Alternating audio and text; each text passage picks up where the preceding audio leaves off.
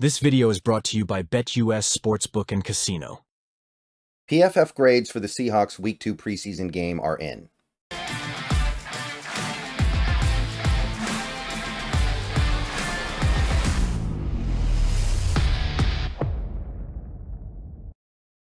Good morning, everybody. We have made it to Monday. We have made it through the weekend here, and we are getting very close to the end of the preseason, which means real games can commence again very soon here. I think we're all pretty excited about that. I think that if you weren't optimistic before, you might have some building up a little bit after a fairly successful couple of preseason games and good word out of camp. And if you were excited before, you're probably still excited now. But I always like to get alternative perspectives on things. It's always a good idea to take a look at what other people have to say. So I thought it would be a good idea to, again, we did this last week, and by the way, we might be doing this every week for the rest of the season. I'm not sure. It depends on whether or not people seem to be getting something out of it and seem to be appreciating it. Be a pretty good way to kind of ring in the Monday after a game. We're going to look at what PFF thought about that game. We're going to look at what PFF thought about the Seattle Seahawks and the way they played in that Titans game. And you guys know what I say about PFF. They're a great tool. They're a website that does a lot of good work, but that doesn't always mean they're going to get everything right. That doesn't mean everything they say is gospel. Sometimes I look at something that PFF does and I feel like that is way off. There's no way that jives with reality. They're missing some key context here. They're missing some element of the equation. So it's good to look at. It's not necessarily good to completely form your opinion on. It is something that should be used to accentuate the research that you already did when you were looking at a game or games being played. So let's see what they thought, just to get a feel for it. Before we get into PFF's grades for the Seahawks-Titans game, I want to tell you about my friends over at BetUS Sportsbook and Casino. And if you are looking for a new online sportsbook this year, BetUS might just be what you're looking for. They boast the fastest payouts in the industry. They have a 125% sign-up bonus up to $2,000 on your first 3 deposits, 200% crypto deposit bonus right now, fast and easy deposit and withdrawal process, one of the best out there. So get on over to BetUS and you can bet on something like Byron Murphy II winning Defensive Rookie of the Year. If you're feeling it, if you think what you're hearing at a camp, if you think what you're hearing or seeing from the preseason is legitimate, you can go bet on Byron Murphy to win Defensive Rookie of the Year at plus 1,000. So use the link in the description to check it out. So yeah, if you believe in Byron Murphy like that, go throw a wager on it. Maybe he'll just cash it in for you. So BetUS, check him out. All right, so let's start with these PFF numbers. Before we get into that though, if you like this video, I hope you do, by the way, but if you do, please like it down below. Click the thumbs up button down below, helps out. Subscribe if you're new and you want daily Seahawks content. Become a channel member for $2 a month. Click the bell for notifications. Those are the best ways to support the channel. Okay, so let's start with the offense here. Let's take a look at what we got offensively. This was the side of the ball that I think was a little bit better. Easop Winston Jr. is lapping the field in terms of an overall offensive grade, graded over a 90, the only player who was that high for, I think, either team. So, yeah, I mean, that checks out. He caught a really nice touchdown pass. He had some other nice catches, made some good plays out there. In 20 snaps, he did a lot of positive work. And there's really not much to say here except, yeah, he's doing the thing. He did his job. And Easop Winston Jr., I don't think there's room for him on the team. But overall, in this preseason, he's making a very compelling argument to make this team. So, don't count him out. Moving through some of the other notable areas, Sam Howell graded out very well after an average, kind of slightly above average grade last week, 80.7. They really liked what he did passing, which, again, that matches up with what we saw, right? We're not looking at that and we're going, wow, I thought Sam Howell was terrible, but they graded him really well. No, we watched that game and thought Sam Howell played really well for the most part, and that's how they graded him. So that's exciting. Also, despite the really bad drop, Brady Russell was able to rally to get a really good grade going here. Chenault Jr., even though he didn't have anything overly explosive offensively in that game, still graded out very well. He's securing a roster spot that was already probably secure, if we're being honest. Cody White really only made the one big catch, but it was a big one. So 72.5 is his grade. We're seeing Kenny McIntosh kind of starts the point where you're starting to see guys who are a little bit more middling in their grade. And it's very interesting. This is where I question things a little bit. I'm looking at Kenny McIntosh here. He seemed to be very productive on the ground. He seemed to be very productive with the ball in his hands. And he gets graded out mediocrely in both areas, run and pass. His best grade by far yesterday, or excuse me, 2 days ago, was pass blocking, where I'm pretty sure he tripped Stone Forsythe and caused a sack. So that's something where I feel like maybe PFF doesn't catch that. I don't know, but I was streaming the game, and a lot of people in the chat were like, oh, that sack was because Kenny McIntosh tripped Stone Forsythe. So a lot of people were able to see it. So I think maybe this is just an example of PFF whiffing a little bit. But it is worth noting, for whatever it's worth, that they seem to think Kenny McIntosh did a fine job pass blocking by their formula, which that's kind of the big hole in McIntosh's game, and that's the reason why he may not see the field that much this year if he can't figure that out. Barner, okay grade. Run blocking was not that high, which, again, I have to question this, right? There was a sequence in this game where they were literally highlighting A.J. Barner on the broadcast because he was throwing big run blocks for McIntosh runs. So unless his other reps that weren't being featured were just horrendous, which I seriously doubt, I don't know how that happens. You got Tyler Mabry. You've got guys like Kobe Lewis. Kind of starts the point where you start to get into a little more of the lesser, lackluster gradings. Like Bobo, for whatever reason, can't quite get on track in the preseason. He had 1 catch on 3 targets. Nothing remarkable there. Some pretty forgettable grades down here. Derick Young, not graded out very well. Wasn't considered to be particularly productive on his pass routes, which, okay, he only had the 1 catch. Still a little bit surprised he's graded out so poorly. Halani's very far down here. Obviously, PJ Walker's taking up the very back of the line here, which we all knew based on watching that game. So most of this stuff, as expected, there are some things I wonder about. But now I want to loop back around and take a look at what they thought about the offensive line, because there was some actually very encouraging stuff here. So you've got Anthony Bradford way up at the top here, 80.5 grade. They really liked his pass blocking, and they thought his run blocking was pretty good too. If you just take a look at the blocking stuff over here, you can see that they had 0 sacks, 0 hits. Oh, let me zoom out a little bit. Yeah, they had 0 allowed pressures in 18 opportunities for Anthony Bradford. So clean in the pass protection. We also had a really nice grade on Stone Forsythe, and it looks like, according to their charts, they did not give Stone Forsythe credit for the sack that was allowed on, I believe, the second drive of this game, which, I mean, you got to give it to somebody, right? That sack that Forsythe got tossed to allow, he got tossed to the side, and Howell got strip sacked. How is that not on Forsythe? And if it's not on Forsythe, it should be on McIntosh, right? That's just common sense. So, if you actually look at this chart, 0 sacks were attributed to blockers. So, of the sacks we gave up in that game, none of them were blamed on a blocker, according to PFF, which is interesting. Do they give both players a break because it was an accident? I'd be very interested to know how they come to that. But overall, of the, I think, 10 QB pressures the Titans defense had, only 4 of them were attributed to a blocker. So you had 2 on Curtis, which he's playing out of position. He doesn't have the gas. I'm not going to drill him too much over that because we all know it. He's playing out of position. He doesn't belong here. So, yeah, there's not much to say there. Garrett Greenfield allowed a QB hit, and Stone Forsythe allowed 1 hurry. And other than that, in terms of blame, it was kept pretty darn clean.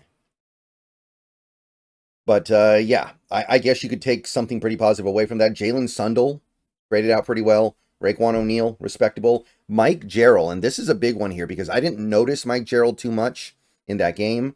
And honestly, when you don't notice an offensive lineman, it's probably a good thing. And PFF agrees. They graded him out very well, 68.1. Remember, this is a guy who was playing Division III football not that long ago. Now he's starting to grind out some good grades here on the offensive line. By the way, McClendon Curtis got a really good run blocking grade. So even though obviously the pass protection dragged him down a good amount, still respectable. So it's not like he's without ability. He just doesn't have the athleticism you need to protect from edge rushers on the outside, I think. So there's still something there, don't get me wrong. Oldwood Teamy got an okay grade. Haynes was kind of sort of okay. I'm not going to grill Haynes when he's playing out of position, because obviously he was on the left guard last night. By the way, his pass block grade was actually excellent. And the only reason why his grade went down so much was really the penalty he committed. So even that, like, it's one play out of 28 where he commits a penalty, and it's bad, but he is a rookie. It's going to happen. And really, the only two offensive linemen that were graded out poorly were Lomia and Greenfield. And in the case of Lomia, they actually thought he was an excellent pass protector. They just didn't like his run blocking. So even there's a little bit of a silver lining. So that's what's going on offensively. That's just a quick rundown of it. But most of it matches expectations. And a few things I wonder about. But at the end of the day, PFF has their methodology. It's never going to completely line up with what you see with your eyes. And, you know, sometimes you just say, I don't agree with that. And then you move on. It's fine.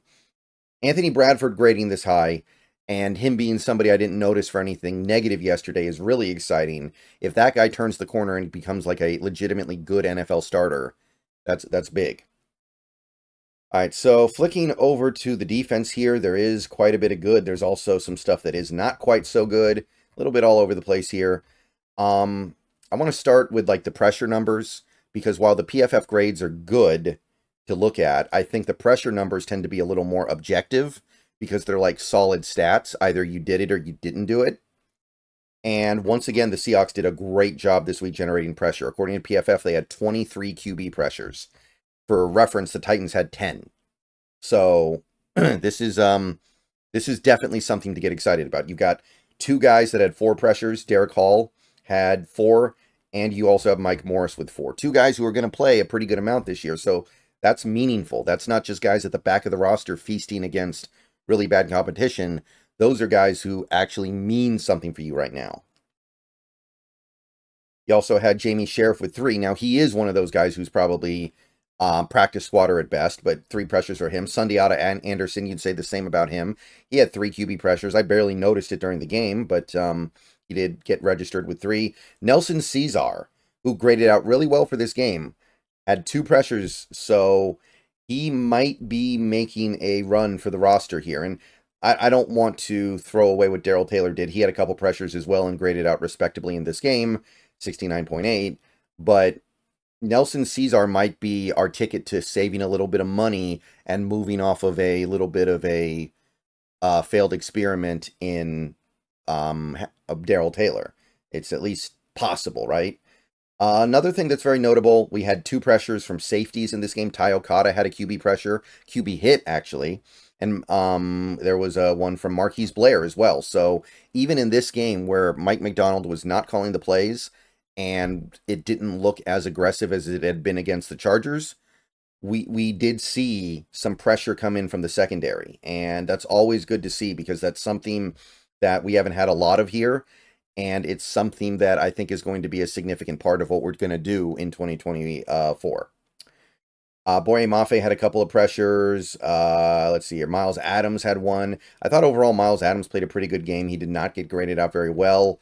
Not really sure why they graded him so poorly, but Adams is making a little bit of a push to hang around here in some capacity. So, yeah, the pressure numbers are really good. Where things got a little bit dicey were the missed tackles. And the Seahawks missed 11 tackles in that game against the Titans, which is a big departure from how they did against the Chargers. Now, I'm looking at the missed tackles we had. 1 with John Radigan. We got Boye Mafe with 1. We got Mike Morris with 1. Those ones you don't like, because those are guys that you're counting on in 2024. Those are guys that you're expecting to do something for you this season. But then you've got like this one against Nehemiah Pritchett. You've got Marquise Blair, Sundiata Anderson, Carlton Johnson had 2. And actually, Blake Lynch had 2 as well. Those are guys who, you know, are not really going to make the team or will make the practice squad. I guess the other bad one would you would say Kobe Bryant, who graded out really poorly in this game, by the way, 40.8. So he missed 1. So that's not good, because he's going to be on the roster. But for the most part, these are guys that you kind of knew were not going to be a big part of things going forward here, right? Like these are guys who miss a lot of tackles, in part because they just don't have the NFL level juice. So I'm not really concerned about it. I mean, we all saw that most of the missed tackles came at the end of the game when we had a lot of backups in there. So nothing terribly surprising there. Beyond that, I mean, Derick Hall graded out as the best defender, which matched up with what I saw. I was very impressed with what I saw from him. D. Williams. Did not expect this good of a grade from him. I mean, he played well, but this is pretty sterling stuff, and he's going to make it hard to keep off the roster. I don't know what we're going to do here. We may have to talk about that at length later this week. It's great to see Cesar up here. Okada's up here mostly because of the interception, of course. Mafe still graded out pretty well. I have noticed, though, that over the last year plus now, Mafe's run defense grades have been falling off because he was really good as a rookie, and it's been, like, sliding ever since then. So I wonder if maybe he's focusing more on the pass rush, which I would totally understand if that's the case. But it is certainly notable that his run grade is starting to slip. Pritchett, Jackson, both respectable. Like I said, Taylor. Mike Morris, even though he played a really good game, gets docked heavily because he missed one tackle. Which, I mean, that's kind of the issue with PFF grades, right? Like, if the guy's causing havoc in the middle and getting 4 pressures as an interior lineman, I don't really mind him missing one tackle in 49 snaps, but it punishes him heavily. A lot of other, you know, just guys kind of in the middle here. One thing that's notable, Tyrese Knight, they were not impressed, and Byron Murphy. He only played 9 snaps, so I don't think that means anything, but not graded out very well at all. So Tyrese Knight, I think it was mostly the coverage. I'll get to that in just one second here. You can see a lot of these guys that are kind of back into the roster guys didn't do well. Trey Brown maybe sticks out as one of the guys who just wasn't there. Coverage grade was really bad. DJ James, we all knew he was going to be here at the bottom, and he sure is, because he had a lot. He gave up a lot in coverage, and he had the 2 penalties. You can look at the coverage numbers here, and you can see 3 receptions allowed, 3 targets, 45 yards. So they're big plays. They're not just little plays. Like, just as an example, Nehemiah Pritchett got targeted 6 times, gave up 3 catches, but only 22 yards. Huge difference between that and DJ James. So that's how you get such different results. We can also kind of pinpoint the guys who are having a little bit of trouble out there in coverage. Tyrese Knight, 3 catches, 3 targets, 21 yards. Not the worst, but you can see why maybe he got dinged a little bit for that. Blake Lynch got beat up in coverage. Let's see, who was the other guy? Marquise Blair got beat up. Carlton Johnson a little bit. So nothing too bad, nothing too alarming. Maybe if you were trying to pinpoint something, it would be DJ James, but he's a guy we don't expect to play very much this year anyway. And, yeah, then you have special teams, which nothing too remarkable stands out here. Chenault grading this high is obviously good. And you can see guys like Nelson Cesar helping make his argument to make the team with these good special teams grades. It's a small sample size. We're talking about, for some of these guys, less than 10 plays, less than 8 plays. But that's going to help a guy like Cesar make it, and enable us to make a decision on Darrell Taylor that might involve us not having him anymore. It's at least possible. Yeah, that's really about all you can say here. Nothing else too remarkable. Some of these special teams grades that are bad near at the bottom. A guy like Marquise Blair can't really afford to do that. Carlton Johnson can't afford to have a bad special teams grade. DJ James, Derick Young, like both those are guys that need to prove their worth on special teams. Really surprised to see D. Williams here. I didn't get the sense that he was bad on special teams in that game. But he has become the guy that we're comfortable with using in the punt returner role. So I do wonder if he makes the team by default. And yeah, that's really about all I wanted to go through in this video. So obviously this video is longer than the ones I usually like to make. Usually like to keep them around 15 minutes at most, maybe 18. I may end up, when we get to the regular season, splitting the PFF videos into 2 parts. We'll see. But let me know what you think about it. Let me know if you feel like you get anything out of this going over the grading charts. I find them to be interesting. Again, if you use them as gospel, you will regret it. But they are occasionally educational, and you can learn stuff from them, and you can kind of confirm your previous suspicions at times. All right, more videos coming later. I will see you guys later on in the day. Go Hawks. And yeah, overall, not a bad day. Not a bad day at the office for the Seahawks, despite the loss.